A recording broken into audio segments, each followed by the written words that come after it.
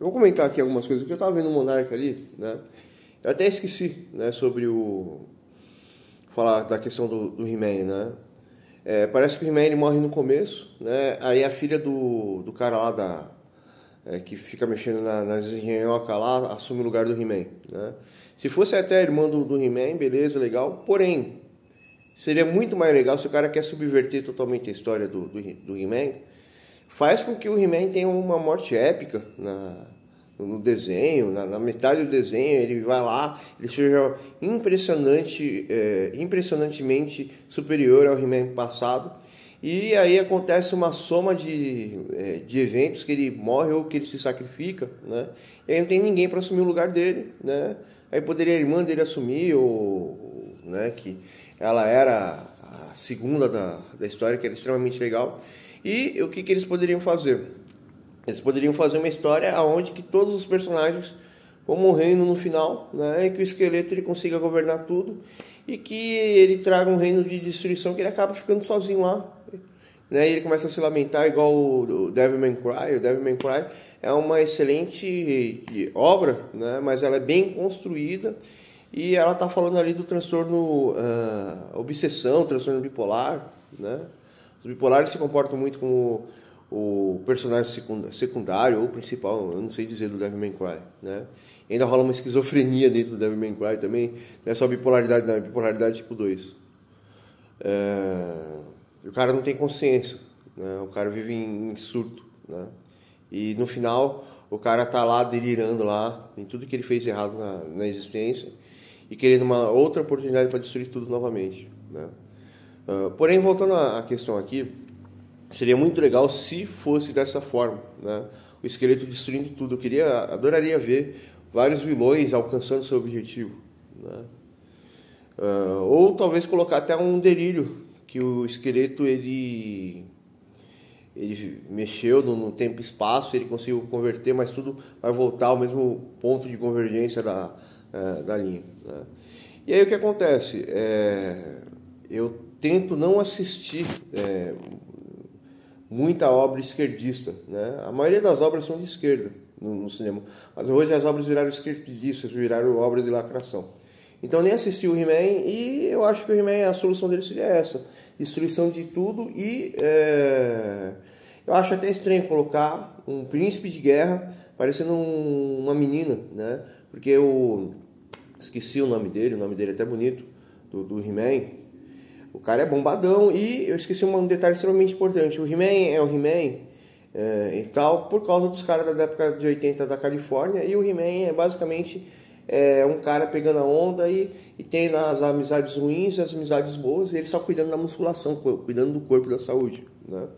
Então, basicamente, o He-Man ele não tem muito contexto, ele não tem muita profundidade, né? Tanto que eu nunca gostei muito do He-Man, eu assistia ele, mas eu preferia muito mais como fala, Capitão Planeta. Eu achava ele legal, né? O contexto ali do ecofascismo, né? Porém, eu não vim falar só sobre o He-Man, né? Qual que seria a solução? Eu queria também falar sobre o Cavaleiro dos Zodíacos. Eu nunca gostei do Cavaleiro dos Zodíacos, eu achava uma frescura sem limite quando eu era criança. Eu achava da hora aquele cavaleiro que era cego, né? E que ele era um cara que usava espiritualidade, que ele, como fala, tinha transcendido todo o sofrimento dele. O cara só sofrendo, e o cara chegava, no meu entender, ele chegava e arrebentava todo mundo, né? E tinha aquele outro lá que ele era fraquinho e que ele conseguia sempre virar as lutas, como o Goku, né? Mas eu nunca gostei, eu nunca assisti, eu nunca tive interesse de assistir, né, o Cavaleiro dos Zodíacos.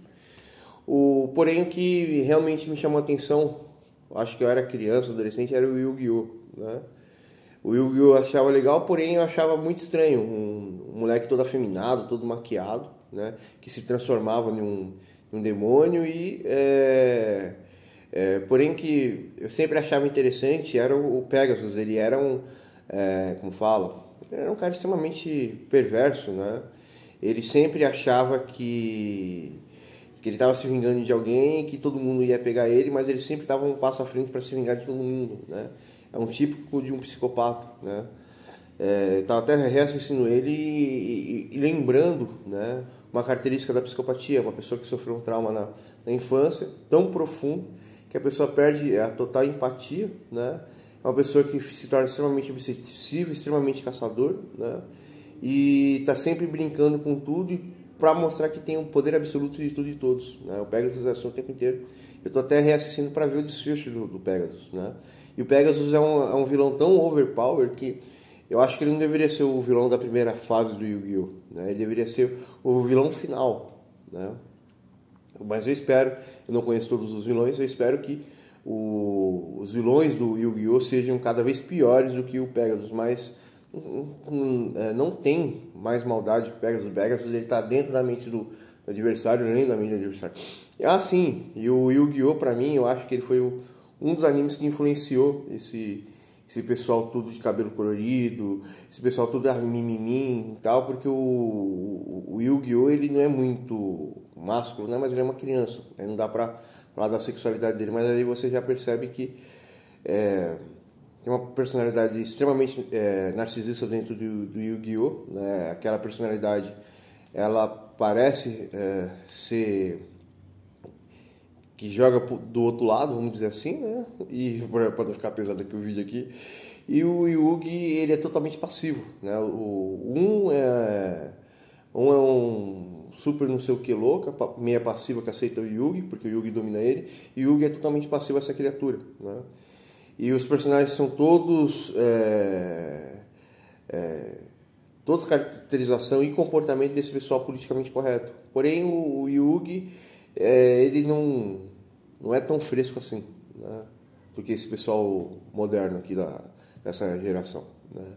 Porque o Yugi ele faz escolhas assim realmente baseadas em respeitar a verdade das outras pessoas. Ele não quer impor os ideais dele a qualquer custo, né? Ele é uma pessoa verdadeira. Né? Vamos dizer, o Yugi, se ele fosse LGBTQ+, ele é um LGBT+, de verdade, né? É um cara do bem. Mas vamos lá, sim, queria falar sobre o Cavaleiro dos Zodíacos também. Nunca gostei do Cavaleiro dos Zodíacos, né? Uns caras tudo pequenininho, magrinho, né? Afeminado que fica lutando, né? Aquilo ali nunca me chamou a atenção, porém eu achava interessante lá aquele personagem que era cego, né? E mudaram o personagem para homem e para mulher e tiraram toda a filosofia budista dentro do Cavaleiro dos Zodíacos, que é o interessante, né? Mas o desenho que mais tem filosofia do budismo é o Dragon Ball, né? Tanto que o Goku ele é a encarnação de Buda e Jesus Cristo ao mesmo tempo, né? Ele morre, ele é sacrificado e volta, ele morre, é sacrificado e volta. Ele é uma mistura de Jesus Cristo com o grande mestre Buda, né? E todos os ensinamentos do Goku budismo. É um cara burro, é um cara ignorante, mas é uma pessoa que se esforçou tanto, né? E tinha um objetivo acima de todas as coisas que fez ele transcender todas as dificuldades dele. E ele é um cara que ele consegue enxergar, né, o mundo fora da roda de Sansara, e ele é as 4 verdades de Buda, né?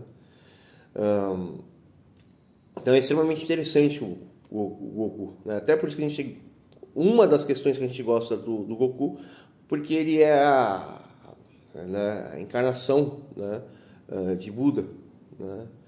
E no Goku, o Dragon Ball ZT ou Dragon Ball Super deveria fazer o quê?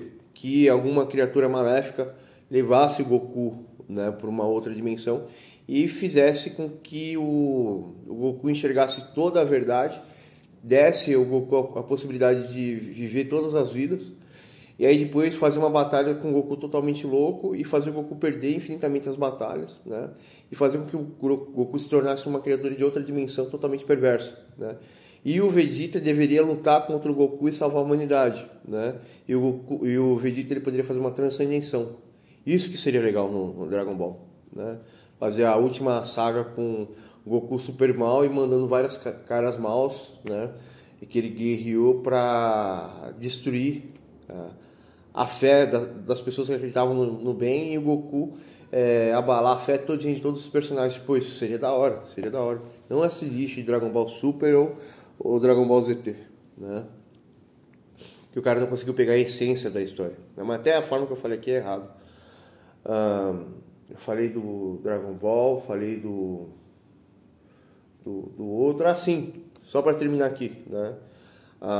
E tudo isso é por causa do maldito politicamente correto que destruiu todas as histórias que estão acontecendo aqui de super-heróis. Virou um lixo, virou um vômito, né? E só para terminar aqui, eu desejo que todo o pessoal da Disney que fez esses filmes e desenhos agora morram, eles e todos os seus familiares, né? Porque, mano, os caras destruíram tudo aquilo que a gente gosta, né? Tenta fazer uma história orgânica, se eles querem botar as pautas dele, coloca, mas coloca personagens bonitos, né? Construa personagens. Por exemplo, você quer fazer um filme feminista que o herói é uma mulher e esse herói não tem muita experiência. Coloca com que a personagem seja obrigada a fazer certas coisas, que ela passe situações horríveis, né? Que seja extremamente cômico e que conquiste a atenção do público, né? E tem um monte de filme antigo assim, que a atriz principal é uma mulher e tudo é uma desaventura para ela, tudo é uma tragédia para ela, e ela consegue fazer coisas, ela consegue ajuda de pessoas, ela consegue mudar as coisas tanto pelo acaso e tanto pelo, como fala, pelo sonho da liberdade dela, né? Não vem querer impor, como fala, impor lacração à força, não tem como, né? E naturalmente o homem ele tem muito mais força física e ele se comporta como dominador. A mulher ela não tem força física nenhuma, então ela sempre se comporta como dominada, né? Porém, as mulheres que ficam buscando o valor das coisas porque elas sempre se sentem seguras, e se ela fizer uma escolha errada, essa escolha vai custar a vida dela toda. Se ela escolher uma pessoa errada, se ela escolher uma profissão errada, se ela escolher qualquer coisa errada, isso vai destruir totalmente a vida delas, né? E o homem não, o homem é errante em todas as posições, mas a força dele faz com que ele tenta se superar, né?